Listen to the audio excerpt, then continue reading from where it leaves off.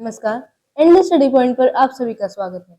आज मैं आप सभी के सामने भारत को जानो की चैप्टर 7 का पार्ट 3 लेकर आई हूँ। तो आइए शुरू करते हैं। तो अब की बार हम स्टार्ट करेंगे नंबर 48 से। सबसे पहले है बाजीराव प्रथम। बालाजी विश्वनाथ के पुत्र थे तथा 1720 से 1740 तक इन्होंने राज्य किया था और इन्होंने अपने राज्य का विस्तार मालवा, गुजरात, बुंदेलखंड तथा दक्षिण के कुछ इलाकों तक किया। ये सर्वाधिक शक्तिशाली पेशवा थे। तो सर्वाधिक शक्तिशाली पेशवा कौन थे? बाजीराव प्रथम थे। और किसके पुत्र थे? बालाजी विश्वनाथ के। ठीक है, अगले हैं बालाजी बाजीराव। बाजीराव प्रथम के पुत्र, उनका उनका राज्य बिहार, उड़ीसा और पंजाब तक फैला हुआ था। 1740 से 1761 तक इन्होंने राज्य किया। अगले हैं हैदर अली। मैसूर राज्य के शासक थे ये। कहाँ के थे? मैसूर के। 1780 में अंग्रेजों को हराया, किंतु अगले वर्ष ही पुनः लड़ाई में हार गए। 1782 में इनकी मृत्यु हो गई थी। ठीक है, और ये किसके पिता थे? टीपू सुल्तान के पिता थे। ठीक है, इन्होंने 1781 तक राज किया पर ठीक है, और उसी साल ये हार गए थे। ठीक है, टीपू सुल्तान। हैदर अली के पुत्र 1782 में मैसूर के बादशाह बने। दो युद्धों के बाद तीसरे युद्ध में अंग्रेजों से हार गए तथा अपना राज्य गंवा बैठे। अपनी स्वतंत्रता, प्रियता और वीरता के कारण उन्हें शेर मैसूर कहा जाता है। टीपू सुल्तान ने अपनी धर्मांध नीतियों तथा हिंदुओं पर अत्याचार और नरसंहार के कारण बदनाम भी है। मीन से क्या करते थे? इनकी जो नीतियां थी वो धर्मांध थी और ये हिंदुओं पर अत्याचार करते थे और नरसंहार भी करते थे। ठीक है, अगली है महारानी लक्ष्मीबाई। पति गंगाधर राव की मृत्यु के बाद झांसी की राजगद्दी पर बैठी जो रानी लक्ष्मीबाई थी, जब इनके पति राव गंगाधर की मृत्यु हो गई थी तो तब इन्होंने झांसी का राजकाज संभाला। कोई संतान न होने के कारण एक पुत्र को गोद लिया। इनकी कोई संतान नहीं थी तो इन्होंने एक पुत्र जिसका नाम दामोदर था उसे गोद ले लिया। ठीक है, जिसे अंग्रेजों ने स्वीकृति नहीं दी और झांसी को अपने राज्य में मिलाने का ऐलान कर दिया। ठीक है, लक्ष्मीबाई ने वीरता के साथ उनका सामना किया और सन 1858 में मात्र 23 वर्ष की उम्र में वीरगति को प्राप्त हुई। ये 23 वर्ष यहाँ पर गलत है, ये असल में उस साल 30 वर्ष की होने वाली थी। ठीक है, मतलब इन्होंने 29 वर्ष की आयु में वीर गति प्राप्त की है। ठीक है, 23 की उम्र में नहीं की है, तो ये कंफ्यूजन मत रखिएगा अपने दिमाग में। अगले हैं राजा गोहिल। 566 में मेवाड़ में गहलोत वंश का शासन स्थापित किया। राजा गुहिल ने क्या किया? मेवाड़ में गहलोत वंश के शासन की स्थापना की थी। अगले हैं बप्पा रावल। राजा गुहिल के वंशज में राजा थे ये और इनका असली नाम था राजा कालभोज। ठीक है, और ये बप्पा रावल के नाम से प्रसिद्ध हैं। इन्होंने भगवान एकलिंग को अपना आराध्य बनाया तथा उन्हें ही राजा मानकर दीवान की हैसियत से शासन किया। पर इन्होंने क्या किया? जो भगवान एकलिंग थे उन्हें अपना आराध्य बनाकर उन्हें राजा बना दिया। इन्होंने खुद दीवान की हैसियत से राजकाज संभाला। ठीक है, इनका राज्य 734 से 553 तक माना जाता है। इन्होंने गजनी के सुल्तान सलीम तथा काबुल, कंधार, ईरान, इराक के राजाओं को युद्ध में परास्त किया और वो सारा एरिया मेवाड़ में मिला लिया। अगले हैं रतन सिंह। 1302 में चित्तौड़ के राजा हुए। इनकी सुंदर रानी पद्मिनी से विवाह करने की खातिर अलाउद्दीन खिलजी ने उन पर आक्रमण किया। युद्ध में जीत न पाने पर छल से महल में प्रवेश किया तथा राजा को बंदी बनाकर ले गए। अच्छा, अब इसमें क्या किया? जो राजा रतन सिंह की सेना थी वो बहुत ही शक्तिशाली थी, परंतु थोड़ी छोटी थी। पर तो भी जो अलाउद्दीन खिलजी था वो उनसे जीत नहीं पाया, जबकि उसके पास बहुत बड़ी सेना थी। ठीक है, तो इसने क्या किया? अलाउद्दीन खिलजी ने छल से इन्होंने जो राजा रतन सिंह थे उन्हें बंदी बना लिया और फिर गोरा और बादल इन्हें वापस लेकर आए थे। ठीक है, अगले हैं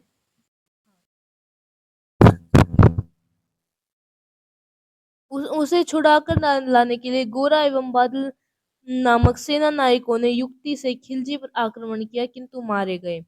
पद्मिनी ने 16,000 महिलाओं सहित जौहर कर प्राण त्याग दिए। इन घटनाओं को चित्तौड़ का प्रथम शाखा कहा जाता है। तो इसमें जो महारानी पद्मिनी थी, उन्होंने 16,000 रानी थी और जितनी भी महिलाएं थी, उनके साथ इन्होंने जौहर कर लिया था। ठीक है। और जो ये प्लान था, जो महाराज को छुटा के लाने का था वहां से, ये असल में महारानी पद्मिनी का था। ठीक है। अगले हैं हमीर। 1326 से लेकर 1364 तक मेवाड़ के शासक रहे। मोहम्मद तुगलक ने इन पर चढ़ाई की तो परास्त कर कैद कर लिया। 3 माह तक कैद में रखकर रणथंभौर, नागौर आदि क्षेत्र और नगद धनराशि के बदले उसे छोड़ा। ठीक है। और इन्हीं के समय में चित्तौड़ की अत्यधिक उन्नति हुई थी। ठीक। अगले हैं महाराणा कुंभा। 1433 में मेवाड़ के शासक बने। गुजरात के सुल्तान महमूद खिलजी ने उन पर आक्रमण किया तो हराकर 6 माह तक अपनी कैद में रखा। चित्तौड़ में इस विजय की स्मृति के रूप में विजय स्तंभ का निर्माण करवाया, जो आज भी उसकी गौरव गाथा बयान कर रहा है। उन्होंने गुजरात, मालवा, मांडू तथा दिल्ली के कुछ भाग को हस्तगत कर मेवाड़ को महाराज्य बना दिया था। इसी कारण उन्हें सुल्तान अर्थात हिंदुओं का बादशाह कहा गया है। वे राज्य कौशल के अतिरिक्त संगीत, कला, शिल्प के भी जानकार थे। इन्होंने अनेक किलों का निर्माण कराया, जिनमें कुंभलगढ़ व आबू पर अचलगढ़ प्रसिद्ध है। ठीक है। तो इन्होंने एक तो कुंभलगढ़ में और एक आबू पर अचलगढ़ नाम के किले बनवाए और ये प्रसिद्ध है। ठीक है। और मतलब ये बहुत ही ज्यादा पावरफुल रूलर थे। अगले हैं महाराणा संग्राम सिंह या राणा सांगा। 1509 में मेवाड़ की गद्दी पर बैठे थे ये। उन्होंने गुजरात के सुल्तान को हरा दिया था। ठीक है। और दिल्ली में इब्राहिम लोदी को खतौली के युद्ध में परास्त किया। मांडू के सुल्तान को हराया तथा एक बार बाबर को भारत के प्रवेश के समय हराया। अच्छा, आपको पता है जो इनकी जो पत्नी थी, उन जब ये युद्ध में गए हुए थे तो गुजरात के सुल्तान ने हमला कर दिया था और इनकी पत्नी ने बहुत डटकर उसका सामना किया था। परंतु फिर इनके पास एक सेना की छोटी सी टुकड़ी ही थी, तो अपना जो सम्मान था उसे बचाने के लिए इन्होंने क्या किया, उनका नाम था रानी करमवती, तो इन्होंने जौहर कर लिया था। उसे मेवाड़ के दूसरे साकी के नाम से जाने लगा। ठीक है। अगले हैं राणा सांगा। इनके बारे में आपको बता ही रही थी। इन्होंने लड़ाई के दौरान एक हाथ, एक पैर और एक आंख गंवा दी थी। उनके शरीर में 80 घाव थे, फिर भी वे कभी भी घबराए नहीं। उनके विरोधियों ने उन्हें विष दे दिया, जिससे 30 जनवरी 1528 को उनका देहांत हो गया। ठीक है। तो मीन्स जो ये थे इन्हें हरा नहीं पाए, इन्हें इतना मजबूर हो गए कि उन्हें विष देना पड़ा। तब जाकर जो महाराणा संग्राम सिंह थे वो स्वर्ग सिधारे थे। ठीक है। अगले हैं महाराणा उदय सिंह। राणा सांगा के पुत्र सांगा की मृत्यु के समय बाल्यावस्था में ही थे। ठीक है। मीन्स जब राणा सांगा की मृत्यु हुई तब ये छोटी उम्र के थे। तत्कालीन राजा बने बनबीर ने उनका वध करना चाहा, लेकिन पन्नाधाय ने अपने पुत्र चंदन का बलिदान देकर उन्हें बचाया तथा कुंभलगढ़ ले गई। तो इसमें क्या हुआ कि जो बनबीर, जो उनके चाचा का बेटा था, तो उसने क्या किया, तो बनबीर था जो, उसने क्या किया कि जो राणा उदय सिंह थे उसे मारने की कोशिश की। तो उस समय जो पन्नाधाय थी उन्होंने अपने पुत्र चंदन का भेष बदलकर राणा उदय सिंह की जगह लेटा दिया और फिर जो बनबीर था उन्होंने जो धाई मां पन्ना थी उनके पुत्र का वध कर दिया। ठीक है। और जो धाई मां पन्ना थी वो महाराणा उदय सिंह को बचाकर कुंभलगढ़ ले गई थी। ठीक है। जहां उनका लालन पालन और बड़े होकर उन्होंने बनबीर पर आक्रमण कर उसे हरा दिया। ठीक है। और फिर उसके बाद ये मेवाड़ के राणा बने। चित्तौड़ पर हो रहे निरंतर आक्रमणों के कारण उन्हें अरावली की पहाड़ियों में सुरक्षित स्थान पर उदयपुर नामक शहर बसाया और वहीं से अकबर के आक्रमण झेलते रहे। 1572 में उनकी मृत्यु हो गई।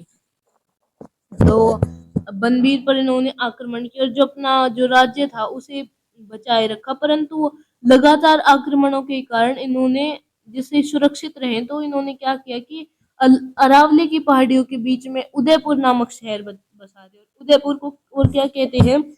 झीलों का शहर। ठीक है। अगले हैं महाराणा प्रताप। ये महाराणा उदय सिंह के पुत्र थे। इनके बारे में आप जानते ही होंगे। इनकी माता का नाम जयवंता बाई था। इनका जन्म 9 मई 1540 में कुंभलगढ़ में हुआ। महाराणा उदय सिंह ने अपना वारिस जगमल सिंह को बनाया, किंतु राज्य के सामंतों ने मिलकर उन्हें अपदस्थ कर राणा बनाया। तो क्या हुआ कि जो महाराणा उदय सिंह थे उनकी 3 रानियां थी, और जो उनकी सबसे प्रिय रानी थी उसका पुत्र था जगमल। ठीक है। तो इन्होंने क्या किया कि वात्सल्य प्रेम के चलते इन्होंने जो क्या बोलते हैं इसको, जगमल सिंह को राजा बना दिया। वात्सल्य प्रेम भी था, और अपनी जो इनकी रानी थी उनके उससे भी, क्योंकि उनकी प्रिय रानी थी। ठीक है। तो जगमल सिंह को इन्होंने अपना उत्तराधिकारी बना दिया, लेकिन जो सामंत थे उन्होंने मिलकर उसे अपदस्थ कर दिया और महाराणा प्रताप को राणा बना दिया। ठीक है। एक ऐसे राजा थे जिनने अकबर की अधीनता स्वीकार नहीं की। ठीक है। और हल्दी घाटी का प्रसिद्ध युद्ध इनके तथा अकबर के सेनापति राजा मान सिंह के बीच लड़ा गया। यद्यपि इस युद्ध में राणा की बहुत हानि हुई, किंतु इन्होंने जंगल में जाकर पुनः सेना एकत्र की, लगभग सभी किले पुनः जीत लिए। 19 जनवरी 1597 में परलोक सिधार गए। ठीक है। तो हल्दी घाटी का युद्ध था, इसमें जो मान सिंह था ये जीत गया था, परंतु फिर जो भामाशाह थे उन्होंने महाराणा प्रताप की मदद की और दोबारा से इन्होंने सेना एकत्रित कर जितने भी किले हैं उससे ज्यादा सारे के सारे किले इन्होंने दोबारा से जीत लिए थे। ठीक है। और इन्होंने अकबर की अधीनता स्वीकार नहीं की। ठीक है। तो और एक और ये बात थी कि अकबर था, उन्होंने ये तक वादा किया था कि मैं आधा भारत तुम्हें दे दूंगा, तुम मेवाड़ को मिल जाने दो, क्योंकि मेवाड़ था वो राजस्थान में था और वहां से एक्सपोर्ट और इंपोर्ट का काम होता था।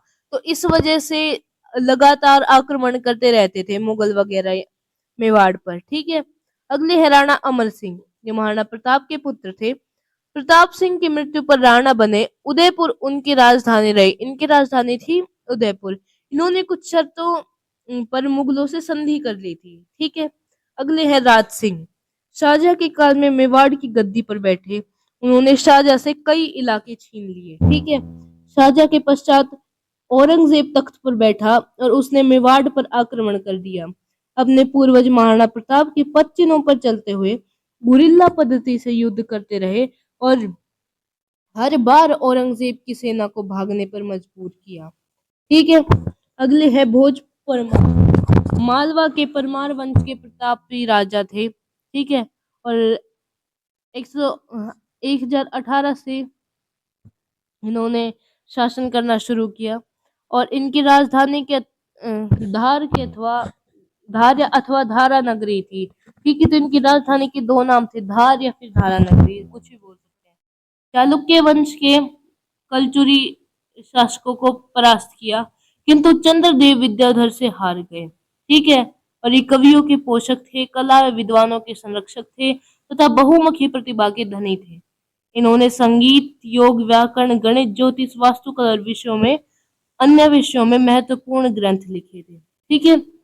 धन्यवाद। आज के लिए बस इतना ही। आशा करती हूँ कि आपको ये वीडियो पसंद आया होगा। तो हमारा 7 चैप्टर कंप्लीट हो चुका है। मिलते हैं अगले वीडियो में 8 चैप्टर के साथ। धन्यवाद।